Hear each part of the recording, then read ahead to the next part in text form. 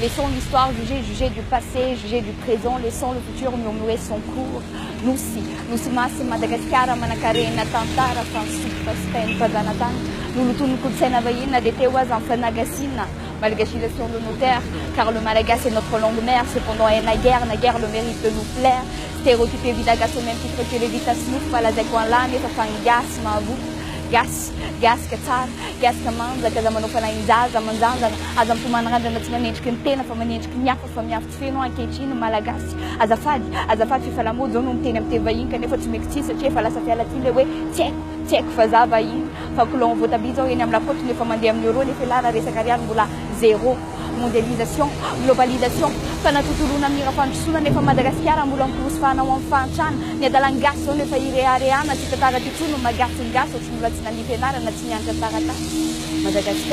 Madagasikara nosy-ndrazako Madagasikara tandrazako fansota sy teny mpitondra fanjakana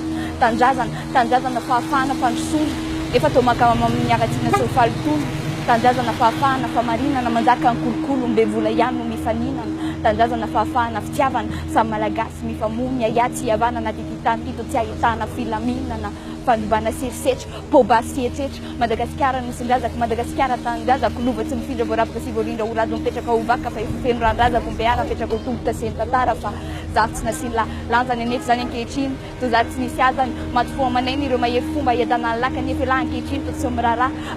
aiza le kolotsaina malagasy mitambatra vatsy misaraka fasika zao samy maka oasy samy mandeha samy mitady esa samy manao trinovoala satria zanakam-panahy fa zay miady amambisy amambaty satria zanakam-panarato aujourd'hui c'est la loi du plus fort raha kely sandela zany tsy de sais que tu as tort fazakambesandry fazakambaro tsy ambaratelo tsy ambaralo fa malasa saina malasa ambaro fa zay resandry ihany mahavoky vovidim-bola marina amin'ny vola rarina atsezambana dia vahoaka miandry tatana dia tsy afaka niny ekipy ao anao maso be tsy mahita sanatria manao politika efa milaza sy manambara ny tantara ka aleo ny tantara no tsara ka ho elavelana ianao Gasikara